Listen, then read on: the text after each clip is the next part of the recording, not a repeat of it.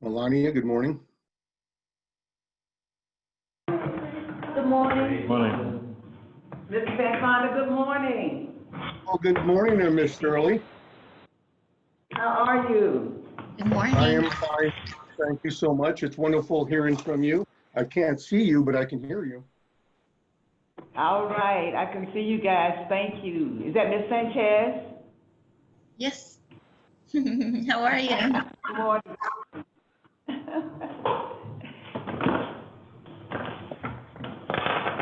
So I want to give a shout out to the Senior Director of Social Work, Miss Shirley Johnston. You're doing wonderful work down there at the Central Mission. And for listeners that are not part of the Central Union Mission, their website is www.mission.org. Wonderful organization. Please visit and see what their impact is in their community. They do wonderful, wonderful work, and DVNF is so happy to be partners with this wonderful organization. Thank you so much. You have gone on the site then, right, to see us? I am on your site right now. Oh, okay. All right. Okay, wonderful. Excellent, excellent. We actually, not just myself, they said that teamwork makes the dream work. And so you see part of our wonderful team right here with me right now, and they have not missed a beat. This is Mr. Hall, Mr. Thomas, and Ms. Johnson is our third, fifth, first, second, everything, right hand. Oh my God, we couldn't do anything without her. And so we are so grateful for this wonderful opportunity to be with you all and for God entrusting us to take care of other people. We're just grateful. And that's why this training, amen, amen. So I really appreciate the opportunity to not only talk about suicide prevention and awareness, but also talk about some of my personal things throughout my life and my career as a Marine for close to 30 years. Serving in combat, working up towards combat, deploying and coming home. So there's a lot of things in relationships to this presentation that I personally encountered. But before we start, my name is Joseph VanFonda. I'm a retired Sergeant Major, United States Marine Corps. I'm a wounded warrior, Purple Heart recipient. My last assignment was with the Wounded Warrior Regiment, Headquarters Marine Corps, and I pretty much overseen all the non-medical case management for wounded, ill, and injured service members transitioning off the battlefield into the civilian world or back to active duty. I'm excited to be here and be part of this presentation in brief. And as this presentation may relate to veterans, we all need to understand that the negative and positive attributes that can lead to prevention and or suicide is more of a platform that our society is actually launched from. And we'll talk more about that as we move on. But some of the statistics that I received, or actually I reviewed, is from the 2019 National Veteran Suicide Prevention Annual Report. And that report came out in September of 2019, of course. And it outlines pretty much the veteran status in terms of suicides across the United States. Now, this is just an unfortunate tickler that we had more than 45,390 adults that committed suicide in 2017. And they're comparing that with 2015 because 2015 had 31,610. So from 15 to 17, we grew significantly, unfortunately. Now, these deaths include about 6,139 veteran suicides out of the mass populace of adults. And that's compared from 17 to 15. And as it were, 17 to 2005. In 2005, we had 5,787 suicides in the veteran community. The bottom line is, however we break it down, from male to female, to child, to first responder, to medical professionals, it's just terrible no matter how we look at it. And and the numbers are growing, unfortunately. And of course, as you know, with the COVID-19, we're witnessing a lot of mental health issues, a lot of suicide, and a lot of firearms being used within communities. So if we can go to the second slide, and that's just a small unfortunate teaser just to relate to what's happening in our society. So as you know, suicide is the 10th leading cause of death in the United States. Now, understanding the cultural context of suicide in the United States is pretty vast. There is no all-encompassing explanation for suicide, bottom line. No matter how many times you try to peel the onion back on one individual committing suicide, what are the negative attributes that led up to that? And a lot of these statistics that we read and we Google, it's either the individual is actually leaving a message indicating the reason why, or family and friends and coworkers are outlining some of the significant negative attributes that probably led up to that, which actually encompasses and builds some type of tracker on prevention as well as awareness. So there's no single path to suicide. There's no single path away from suicide. There's no single medical cause or treatment or prevention strategy right now. That's the reason why we have so many programs out there. We have many, many programs out there trying to fill in the need, and the need is vast. So instead, suicide involves a dynamic individual interaction between the following domains. First of all, international war, global economy, the economic disparities. Think about what's going on right now with over 35 million out of work right now. That right there is a negative aspect of actually contributing to suicide. The lack of community services, homelessness rates, and as you know, Central Union Mission, you deal with that. Family and relationships, level society, social support within communities, relationship problems, health and well-being, alcohol, drug. I mean, this just goes on. So think about all those negative things that can lead up to suicide, and we'll start talking about being aware on the playing field where we live today. So we can go to the next slide, Melania.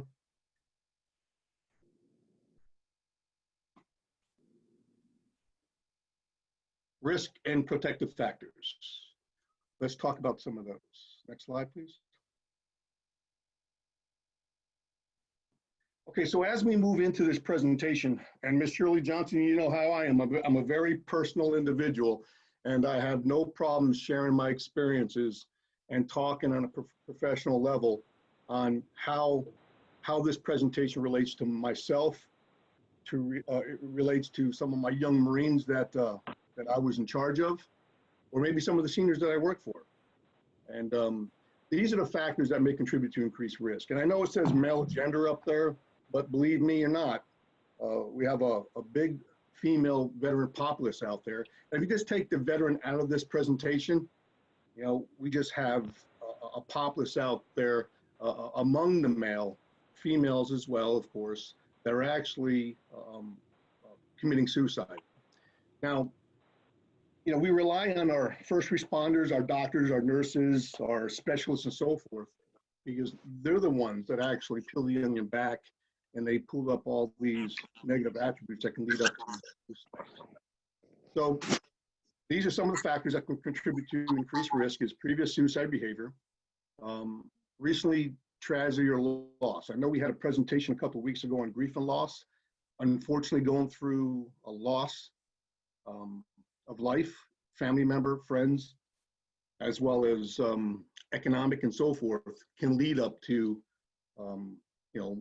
mental health as well as taking one's own life. Serious or chronic medical conditions or illnesses, we'll talk more about that in the presentation, because we'll see that the suicide rate is higher among the male gender 50 or above. It's good to see you there, Milton Jones. Thanks for chiming in here. I see it's wonderful having you. Thank you for showing up. Sleep deprivation, as you know, sleep is an issue. All right, so when you're dealing with traumatic brain injury, we'll talk more about that, post-traumatic stress and so forth. Sleep is a negative attribute if we don't get enough of it.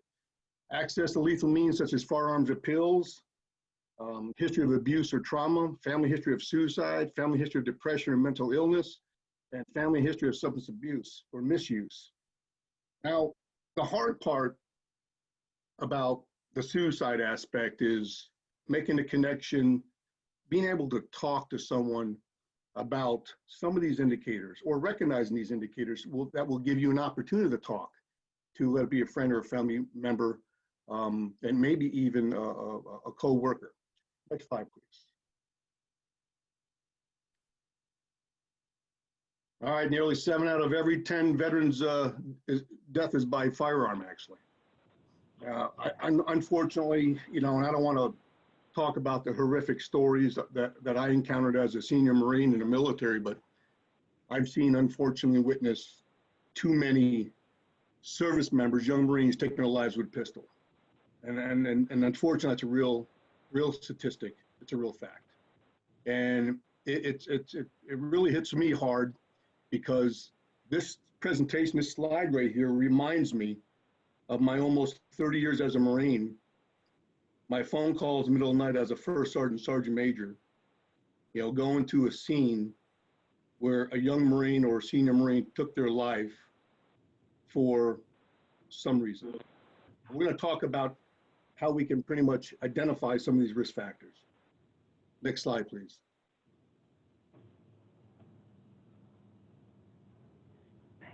"65% of all veterans who die by suicide are age 50 years and older." I am only 26, so I think I'm safe. Actually, I'm probably lying about my age. But actually, that's a fact right there. And that's just standard, not just for the veteran populace, but for the whole United States. Next slide, please. Women in veteran risk are more than doubled than their civilian counterparts. And we're going to talk a little bit about that. And SMT is sexual military trauma. That's a big deal in the military. It was over 1.5 million females that were actually sexual molested or sexual military trauma during their military career. We'll talk more about that and some statistics as we move forward. Next slide, please. And I hope the audience don't mind me drinking a cup of coffee. Some of the risk factors are history of suicide attempts among the strongest risk factors for suicide. In other words, is there a pattern out there? If you know your friends, you know your coworkers, you pretty much know if there's any indicators out there, or you should know those indicators. We'll talk more about the indicators and risk factors as we move along this presentation. Next slide, please.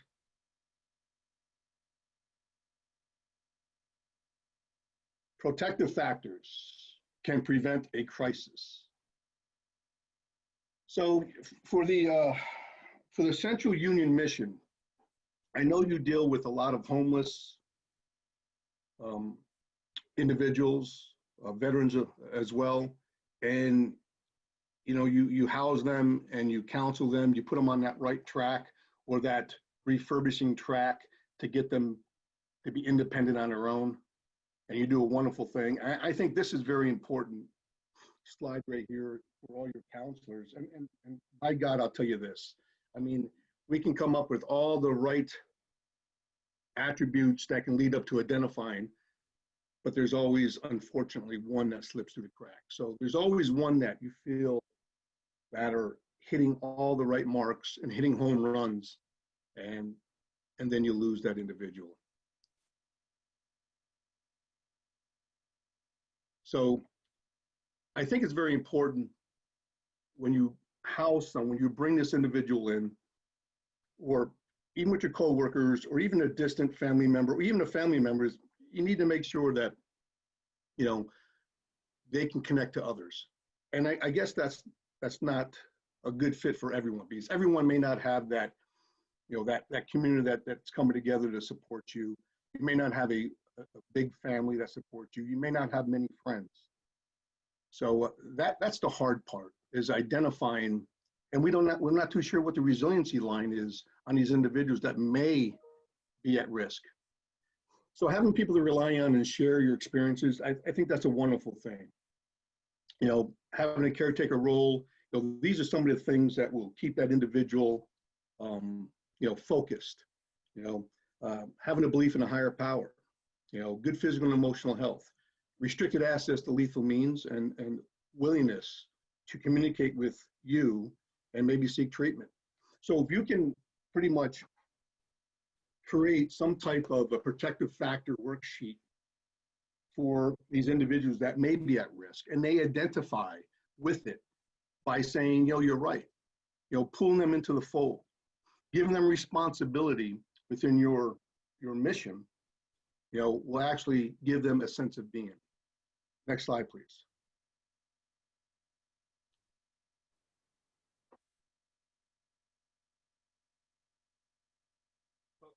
Warning signs, and we'll see a lot of the warning signs through this presentation. You know, so, and this is for ourselves, not only for ourselves, but for others as well. So we recognize some of the warning signs. We may be able to engage with others. So engaging in self-destructive behavior such as drug abuse or reckless use of alcohol or firearms, you know, that right there is definitely a warning sign. Thinking about hurting yourself or oneself, that is definitely a warning sign. Looking for ways or having a set plan in place to kill oneself. Talking about death, dying, or suicide. Saying goodbye to friends and family. Putting personal affairs in order or giving away possessions. These are the standard, and we all probably know of this, but these are still active. We have individuals out there that are actually doing these things and taking action, unfortunately. Next slide, please. All right, we're going to talk about more warning signs, also traumatic brain injury, TBI. I can definitely attest to that. Next slide, please. TBI and suicide prevention, the relationship with that. Traumatic brain injury, you know, so this is where I somewhat get personal with everyone here. All right, so being a Marine, you know, and I remember being in the Babil province, that's about 28 miles south of Baghdad. And this is in 2004, April 7. That's the day I got wounded. We pretty much had orders to hold that bridge down. So, you know, we held that bridge down, and of course, we met that bridge and the enemy with mortar fire. So in terms, that's where I pretty much got mortared off a bridge, and I had a TBI, traumatic brain injury, so a concussion. And that right there is, you know, it can provide or a negative attribute, cognitive issue is what I had. So TBI can impair individuals' ability to think, control emotions, move fluently, speak, see, and hear. And of course, you know, it adds to anxiety and so forth. Next slide, please. Now, I don't think TBI can be cured at some point. I mean, there's always damage to your brain after a fall, concussion, serious vehicle accident, and so forth. But these are some of the experiences and symptoms. Feeling tired all the time, feeling sad and anxious, getting frustrated or overwhelmed easily, sleeping much more or less, frequently feeling irritated or angry for most of the day, acting impulsively without thinking of things through, having trouble concentrating, remembering, or focusing on tasks, or not feeling like yourself. So these are some of the symptoms, and there's more out there, I'm sure. Now, in terms of my situation where I had a trauma, I think I pretty much hit a little bit of all these. I don't think there's a cure for it, but I think there's a management. There's management, recognizing your triggers and taking time for yourself. And we'll talk more about that as we move on. So next slide, please.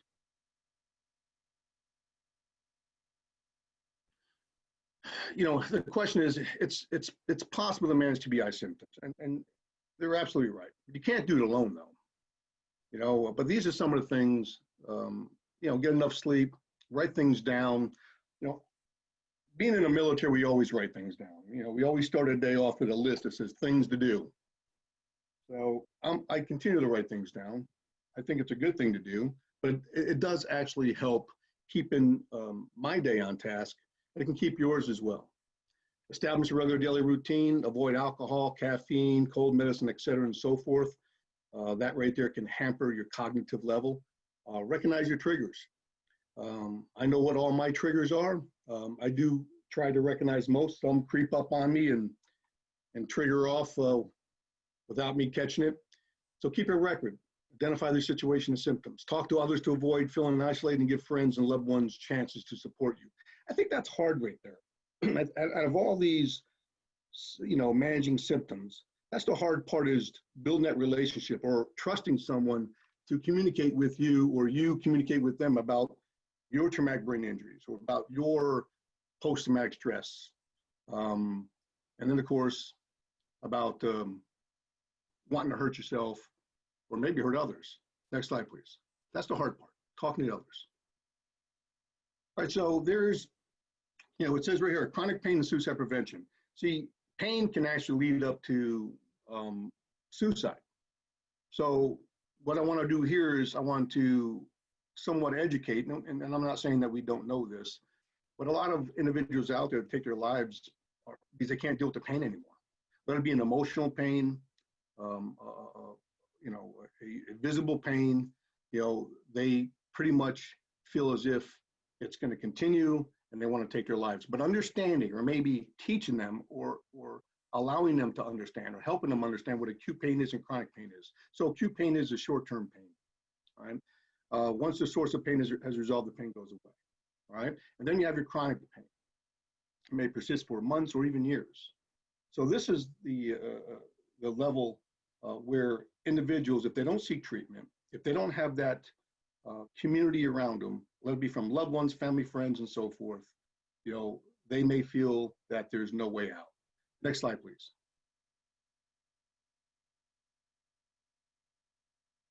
Well, now it talks about chronic pain can be dealt with in a variety of ways. It can. You got your short-term strategies, tell your doctor about it, educate yourself, keep a pain diary. We all know these things. Find ways to stay physically active. And then, of course, you have your treatment options. Physical therapy, counseling, relaxation techniques, and in some cases, prescription medication. As you know, that's a big deal right now, prescription medications. On the opioid side, a lot of physicians are cutting back on a prescription and they're using alternate methods and so forth. But there's some pain out there that medication, needs to be utilized in certain aspects. So we're talking about short-term strategies and treatment options. So I think when you were dealing with an individual that's in pain, I think talking about the short-term strategies on getting where they need to be and treatment options, I think that right there is a helpful tool to keep individuals to start, from thinking about suicide. And of course, this is part of a prevention aspect. Is let's identify and help these individuals, think and be cognitive of their situation. Next slide, please.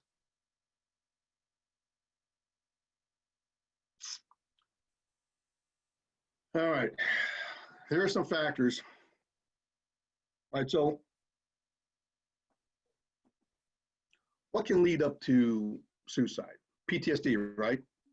Post-traumatic stress disorder. And as you know, I think it was the last 10 to 14 years, PTSD has been all over the media, from first responders to children, to bullying children taking their lives. Nurses, doctors, we're hearing it during COVID-19. Nurses are taking their lives, some doctors and so forth. It's just horrific out there. So that's the intensity of the trauma. Dealing with that life cycle, watching it, and it just breaks my heart hearing about these things. So, these are some of the factors that can lead up to suicide. These right here encompass post-traumatic stress. You have post-traumatic stress and you have disorder. I think it's PTSD by itself because I have PTSD. I've dealt with PTSD. I've been dealing with PTSD for, majority of my career, with all my deployments and all those negative things, the fog of war, the carnage of war, visiting every VA hospital, looking at every wounded individual out there and their family and friends at their bedside. That takes a toll on individuals, and you absorb all that, and you somewhat remember those intimate moments, or those moments that actually hurt, and you relive those things. So there's the intensity of the trauma, I think that can, not only on the battlefield, but at home, a death in a family, a vehicle accident, a robbery. There's so many things that can lead up to PTSD. Remaining physically close to the site of a traumatic event, not letting go. I do remember, and I continue to remember certain things in a combat environment that, I don't dwell on it, and I'm not having nightmares, but I always remember certain things, certain people, and that, I relive certain aspects of my combat time. But I function, and I have controlling factors, and I understand some of the triggers. But that's part of PTSD, feeling as if you're not in control. I mean, yes, there's been incidents in my life, in a combat environment, or even sometimes outside this household, where you're not in control. You try to be in control, but you lose that. Having no or little support after the event, I think that's very important. We don't know the household of an individual that's going through these things. I'm not sure what your household is or how you cope with things, but I think having a support team is very beneficial towards individuals with PTSD, and making sure that we can keep the PTSD controlled in a family environment. I think that's very important. Next slide, please.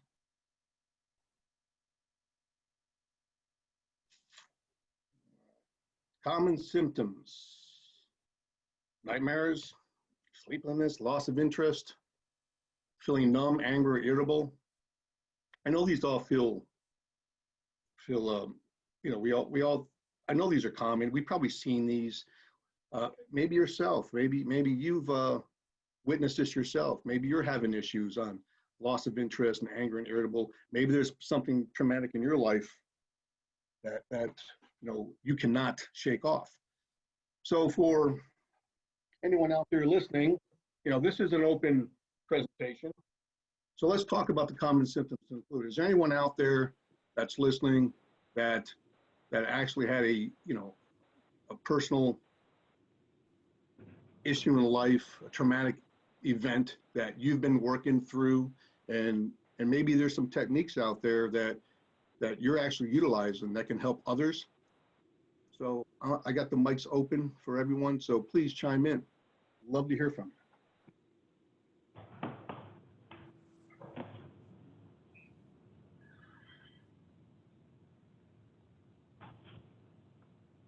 Reoccurring memories, nightmares, not sleeping, loss of interest, feeling numb, angry. I get angry. Yeah, that one.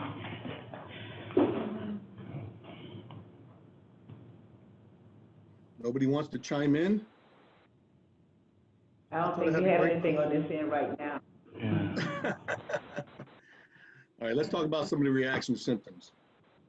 All right, so, well, I can relate to this. I can relate to this whole presentation, unfortunately. A lot of carnage here.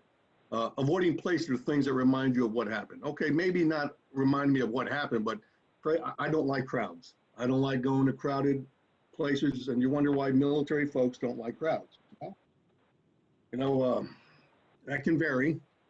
I just remember pushing through crowds with convoys and riding and so forth, and that's very very stressful, especially when you're being shot at. So you always want an exit plan. You always want to be near the exit. You want to have your back facing the exit. You want to be facing the crowd. It's just a relative exit position you want to be in, and you want to see all the faces. You want to see what's happening in front of you, vice behind you. I don't know the answer for that one, but I definitely I don't avoid places. I just avoid big gatherings. Turning to drinking and using drugs to numb the feeling, that's big right now. That's happening right now, especially during COVID-19. As you know, alcohol is definitely up, and I'm sure the dispensaries are actually selling a lot of drugs. Considering harming yourself or others. All right, pulling away from other people and becoming isolated. We probably all witness this with loved ones when they go through a horrific event in their life, and we try to pull them out of that by bringing them into the fold of communicating and so forth. So it's very important that we recognize the signs of PTSD. It's the first step to recovery, but then again, I don't think there's ever recovery in PTSD. I hope there is, but I can talk about my PTSD. It can be managed. All right, it can be managed by communicating with loved ones, your family, and sharing. And I guess sharing is the hard part. Next slide, please.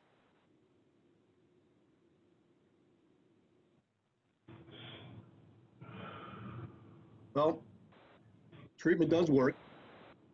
I don't think it's a cure, but it definitely does work, and it keeps that patient focused, keep that veteran focused, keep that individual focused.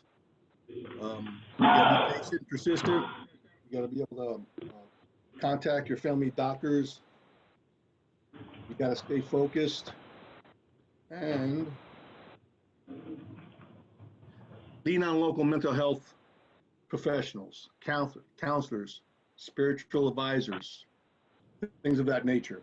Those are all positive attributes, positive things that can actually help you with your focus, help you with your daily routine. Next slide, please.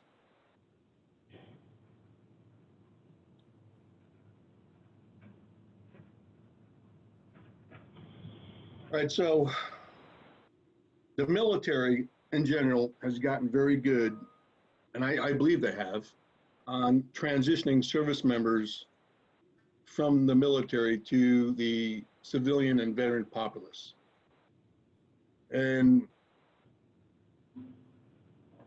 for the younger individuals that served 3 or 4 tours in Iraq and Afghanistan, and they do their 4 years or 6 years and they decide to get out, they have a lot of baggage. They have a lot of feelings. They have a lot of anxieties. They have a lot of unknowns.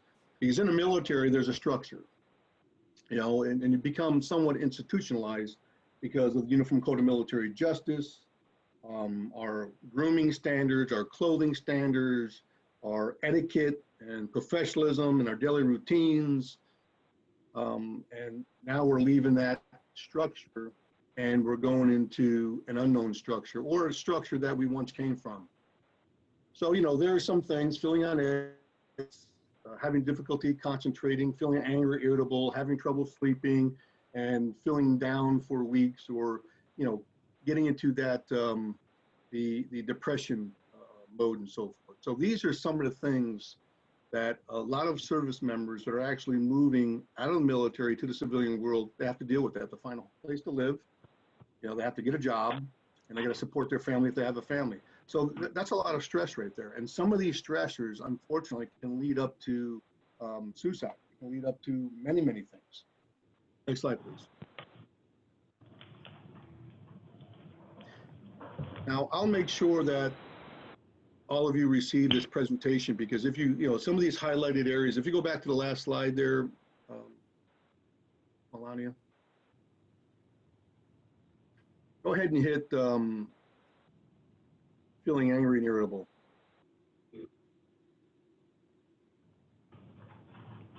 So this presentation is going to bring you to resources as well as we go through it. So make the connection. This is a wonderful platform right here. It talks about life events. There's videos from post-era veterans and so forth, and it just talks about some of these negative things in regards to anger and being irritable and so forth that could relate to you or maybe others. So this presentation is not only sound bites of awareness to prevent suicide, but it also is a tool as well, okay? So if you can go back to that slide, Melania, I appreciate that. So there's some highlighted areas throughout this presentation that you can utilize, and it's definitely a good resource. Next slide, please. All right, so these are the strategies to ease the transition from service. Now, I know we're talking about the veteran populace, but same thing in the civilian world. Individuals leaving one job to another, or moving from one state or one county to another, or having something horrific that happened in their life that's changing. I think this actually can be utilized throughout gender, creed, race, and so forth. So reach out to veterans or veteran groups for social support. You know, what's interesting about the COVID-19, unfortunately, it's a terrible thing, but think about our communities. Back, you know, I'm an older individual, but I remember being younger, you know, we had, you know, the older woman hanging out the window, Philomena, and by God, if we did something wrong on our street, Philomena would tell our moms. So, you know, it took that village to raise a child. I think we're somewhat kind of getting back to that by unfortunate having the COVID-19 from keeping us home, because we're learning our neighbors again. You know, I know we all have neighbors that walk by, wave, and, you know, you're learning who they are. Yes, I live around the corner, and we've been living here for 15 years and never knew they lived around the corner. You know, when they're helping us, we're helping them. You know, I think we got away from that society where the village aspect raises a child, because it does. You know, so now the village is gone, right? You know, mom and dad's, the economics is high. You know, both mother and father is working, the child's left at home or at child care. There's no longer a village raising a child. You know, mom and dads are working overtime and so on. So I think some of these negative things that led up to where we are in society, you know, our digital world, it's changing. You know, I think it's changing and hurting the resiliency that we once had when we were younger. Now, that's just my philosophy, but be prepared for intensive questions of topics of conversation. You know, I think it's very important to have those hard conversations with loved ones, family and friends, and even individuals that's under your care. Have a plan of action for adjustments. You know, prioritize getting a good night's sleep, exercise regularly and eat healthy meals, and practice relaxation techniques such as deep breathing and so forth. Avoid unhealthy quick fixes.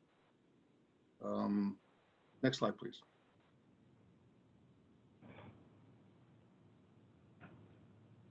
All right, so what is military sexual trauma? You know, the nomenclature is MST.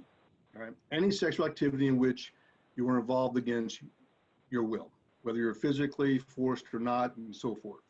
You know, statistics on this is like 1 in every 5 females in the military, right, have been involved in this unfortunate thing.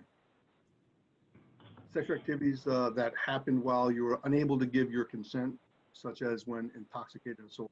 Unwanted sexual touching, grabbing, threatening, offensive remarks. So I remember years ago, I think it was probably about 20 years ago, and I know I'm dating myself, maybe 25.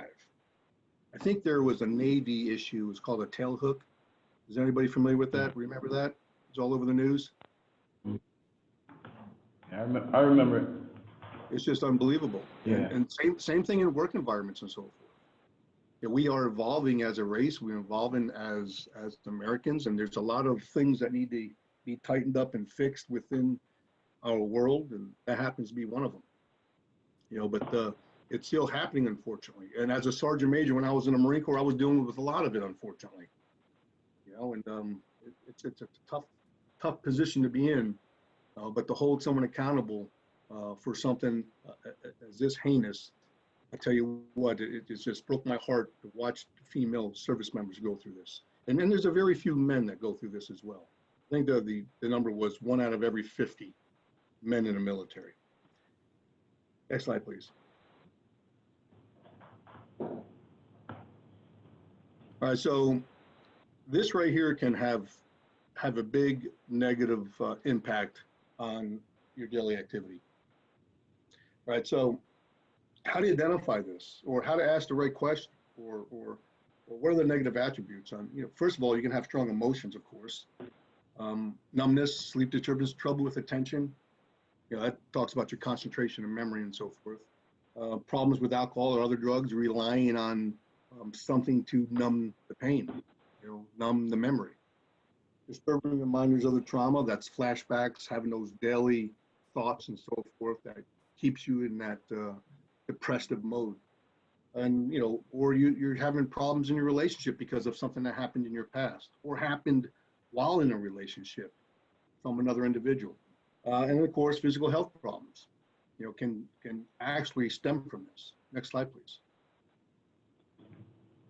So we talk about MST. So MST is military sexual trauma, and being aware of what MST is can help prevent suicide.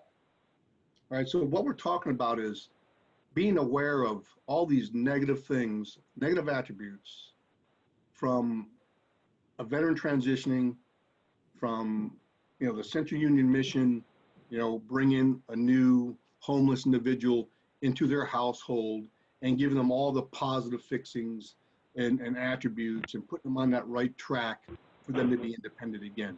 I think it's very important to understand the negative of life, the negative of the things that are tearing away at all of us. And that right there will actually prevent us.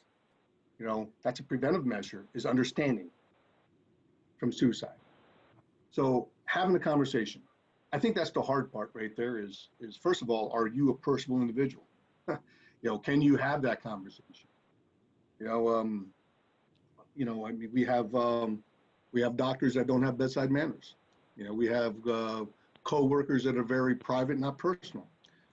So it's tough to start that conversation. But starting the conversation can help a veteran feel valued and recognized. Recognize that they're worth something. And it's very important. All right? So you don't have to be an expert. You just have to be approachable. We all heard that term, approachable. Have we ever worked with a co-worker or a boss that's not approachable? Wow, you have these personal things going on in your life that may interfere with your work, and they're not approachable. So what do? You keep it all in, right? And then the problem exists, and the problem gets bigger, and it's going to affect not only your personal life, but it's going to affect your work as well as maybe your friends within work. If you notice changes in a veteran's behavior or a person's behavior and mood, talk about some of these things. Listen to them. Talk about the concerns. I think you have to be more of a listener, understanding what the pressure points are this individual may be holding. The goal is to provide a support, not to fix the situation. I guess the conversation starts by listening, and then if there's an opening, provide that resource. The simple act of starting a conversation can mean the difference between a tragic outcome and a life saved, and that's a fact. I've unfortunately but actually helped a few off the ledge that were thinking about suicide. And I still remember those encounters, and it's hard, but it's also fulfilling knowing that I made a difference because I listened, I went out of my comfort box or comfort zone. I took the next step, and I gave more of my time to that individual. And as a leader, you have to give your time. So as a Marine Sergeant Major, my phone was on 24 hours a day. So if I got a phone call at 10 o'clock at night, midnight, 2 in the morning, I was available. I was available with a resource, available to listening. And then the next day it was rock and roll. Let's get this individual taken care of. Next slide, please. Now, how do I start? What do I say? All right, Miss Shirley Johnson.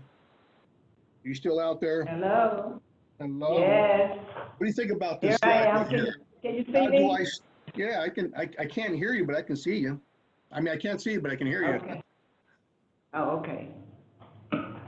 What you asking me to chime in on how do I start and what do I say? Exactly. What's your thought on this slide right here? What's your thought? Because I know that you're in this field, and I want to hear some of the personal things, unfortunately, that you may have conversations with, but some of the good outcomes as well, I'm sure. Okay.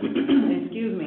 And maybe just even start a conversation. I know you said on the previous slide, you don't have to be an expert. Sometimes what can happen if you've noticed a change in an individual, you kind of start there. You kind of start where that person is always. You do not assume that you know what's going on. So you start with, I've been noticing you're not as happy as you have been, or whatever it is that the behavior or the change that you've noticed, and you just let that person know that you're concerned, and let them talk. Part of that is asking them, not assuming, but also listening. I think it's important that you really, really listen to individuals and not say a whole lot or infer a whole lot. Just let them start talking, and I think that will guide the conversation if you do that. okay? Because you want to, again, starting where they are, you want to be able to help them because each individual is different. So you don't want to assume certain things and that this will help. This is a cookie cutter approach because it's not. It's about that particular individual, what they perceive, how they perceive it, because whatever it is real to them. So you have to be able to, like I said, approach it carefully, not assuming, but, listening. And then also, too, you have to know when to back off. Because a lot of times people who are not experts in it, sometimes they go a little bit too far. Because they're thinking they're being helpful. You should do this and you should do that, but not knowing that they might harm that individual, have that individual harm themselves, because that's not the right thing for that particular individual.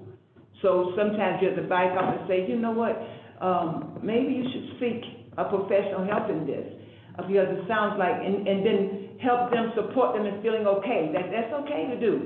This is one of the tools that's there for you to make sure that you get better. Not make them feel like stigmatized about it, that kind of thing, okay? Shirley, you are right on the nose on this. You're absolutely right. And by, prying a little bit too deep, by not listening more, can actually shut an individual down, I'm sure. I've encountered that, unfortunately. No, but you are absolutely correct, but these are general questions. And I think, not everybody's approachable and they have that personal demeanor where they can just listen and realize that we all come from different walks of life. We're all raised differently, some with moms and dads, some without, and deaths in the family. There's so many things that can lead up to somebody being homeless, number one. And then number two, anxiety, depression kicks in, and hitting rock bottom, and then of course, suicide. I think you hit the nail on the head with this one. I mean, you made a good point by saying that you got to be very, very careful not to think of yourself as an all cure for somebody that may have some of these indications. When to stop, or when to back up. I think being more of a listener, and then within the listening, having good listening skills, if they're bringing up these negative attributes, and I think coupled at the end of that conversation, if feel warranted, is always seek a professional outlook, a professional care. And here's the hard part: is getting someone to talk to somebody in a professional arena. What's your experience with that? Is have you had that experience where there's some indicators out there and you're trying to get this individual to talk to a counselor or take the next step and they just shut down on you? Yes, that's true. I've been in this business many, many years. So I think the key to it is for a person to trust you and trust your motives in the situation. When I say that, do you really, really care about them, or is it just a job to you, or you just dismissive with them? So how you treat that person, I think, will make the difference in the outcome. And if you really respect that person, they feel like you respect them and what they're saying. And even people who have deep, whether it's PTSD or other kind of deep mental health issues, not labeling them, being careful not to label them, but to try to seek to understand their point of view, even though whether or not you agree with it, but you have to understand it's real to them. So I think if you can gain that trust, and sometimes it takes more than once, because right, that person might not trust you initially. So you might say, well, yeah, I'm here to, call me if you need to talk or whatever. But once you can gain that trust, people are more willing to, even if they don't particularly want to, they'll trust you enough to go to that next level to get that professional help. Now, well said there. Well said. Just being very neutral in your approach. Not taking sides or not judging. I think that's the thing that I would look for if someone was talking to me, if I was in that depressive mode. I don't want to be judged. Maybe listen to, and provide a direction or a resource. And I think you're definitely hit on the nose. And I really appreciate your insight on this. It's very meaningful. Thank you. Melania, I can't see you, but if you can move to the next slide, I appreciate that, please. Now, this is the second slide of the conversation we'll have, Ms. Shirley. All right, so it talks about how I respond to the veterans' answers. All right, so simply encouraging responses go a long way, right? You're not alone. Even if you feel as if you are, you're not. I'm here for you, and I want to help you in any way I can. It may not seem possible right now, but the way you feel will change. I might not be able to understand exactly what's going on through your life right now and so forth. And then, of course, when you want to give up or feel overwhelmed by emotions, try just to focus through the next minute. There's some tools out there, I'm sure, that we can all relate to that can ease the question with some soothing answers. Quick story. It's about this slide right here. I'm going to have to say, as you know, I served in the military almost 30 years. So I have to say this was a good 20 years ago. I was the officer in charge for the rifle range for the military. So we would bring the whole battalion to the rifle range, and they would qualify once a year with their rifle. Well, this young Lance Corporal, E3, he had issues with qualifying with the rifle, and he needed to qualify with the rifle this year to get promoted to the next rank, because last year he did not qualify, and his friends, his peers, surpassed him. And of course, they were, picking on him, busting his chops and things of that nature, what men do. And he was really emotional and had some anxiety on the rifle range because he wanted to qualify so he can pick up the next rank and move forward with his peers. He's been left behind. So he's on the rifle range, and I knew of him, and I would give him some tips and so forth, and hand and eye relief and breathing and so forth. One shot, one kill. Keeping him focused on a data book and so forth. And of course, I had hundreds of service members, so my focus wasn't just one individual. So apparently that day was qualification day, and he did not qualify. So he was very, very distraught, and we're turning weapons back in around 2:30 in the afternoon. It's a process. I told him to stick around, and he lived outside of my neighborhood. I figured I'd give him a ride home. So I gave him a ride home, and I'm trying to mentor him a little bit, probably peeling the youngin back on what's going on, why you're so down yourself and so forth. It was just the wear and tear of his peers over the last 12 months, just gnawing at him, about how terrible he was as a Marine because he can't shoot. And that just took a lot off of, it took a lot away from him. So I told him, hey, listen, I'm going to get you back on the next rifle range in a couple weeks, and I'll personally work with you to get you qualified, and we'll get you promoted. I tried to throw that at him, and I was going to give him that time. So the ride was only about an hour, so we talked about some of those things, and he didn't want to go home. But I dropped him off anyway, and then of course, he walks into his house, and he's got a wife, a young child, and the wife didn't want to hear about it. Because I don't want to hear about your day at work. Don't bring your work home. So he slams the door, or she slams the door, she hunkers down in her room, and he apparently took a rope, a twine rope, wrapped it around the doorknob, put it up around the edge of the door, put a noose around his neck, slammed the door, and he killed himself. So apparently that happened around 6 o'clock at night. I got a phone call around 2300 hours, which was 11 o'clock at night, with my commanding officer, and we went to the scene. It was just heartbreaking. It was really heartbreaking of the loss of life, but it was also heartbreaking that the wife didn't want to be that outlet for him to understand what was going on in his daily life. He needed that. He needed to vent a little bit. He did vent to me a little bit. I did not see the indicators for that. And as I go through this presentation, I think about that. Could I have done something differently? Did I say the right things? Was I approachable? So I look at all those things, and I remember this incident because this is one of the many unfortunate incidents that I've encountered on suicide as a Marine.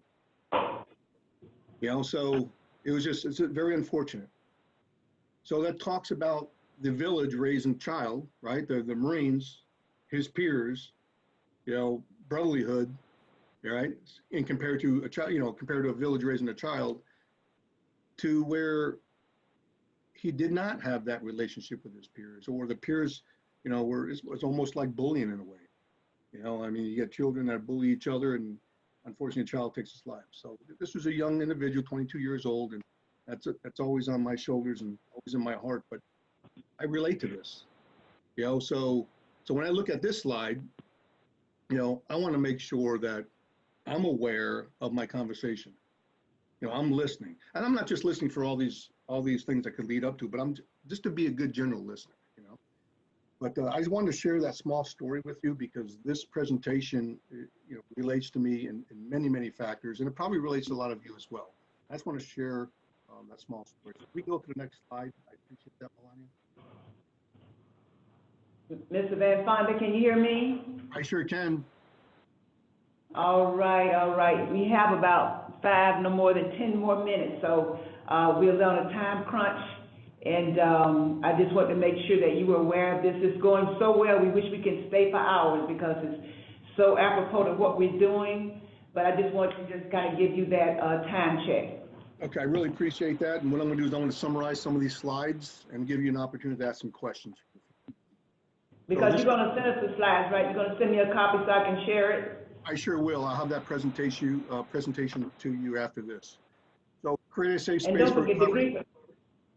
Pardon me? I'm sorry, don't forget the grief, the grief and loss one as well. I think I sent you that one, but I'll resend it again for you. Right, let me look, because I didn't see it. Okay, I appreciate it. Thank you so much. All right, this goes in terms of the conversation of creating a safe space for recovering veterans.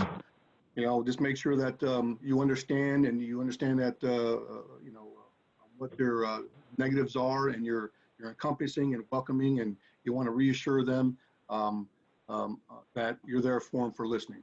Next slide, please. How can I help a recovering veteran? Well, this is pretty much the last slide right here. You want to seek professional help. You want to follow up on treatment.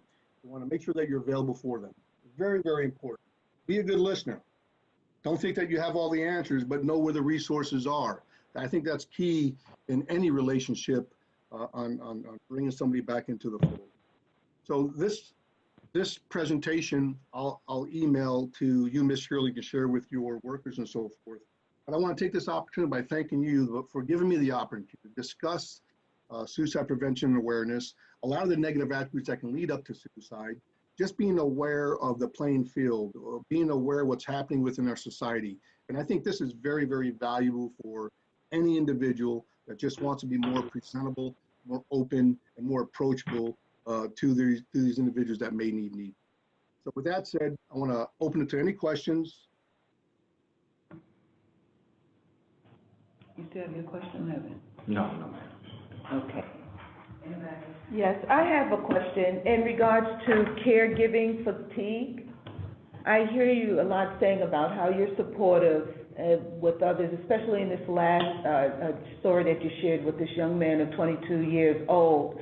How do a person stay present and still provide the necessary caregiving fatigue without finding themselves in the same position? Oh my God, what a wonderful question.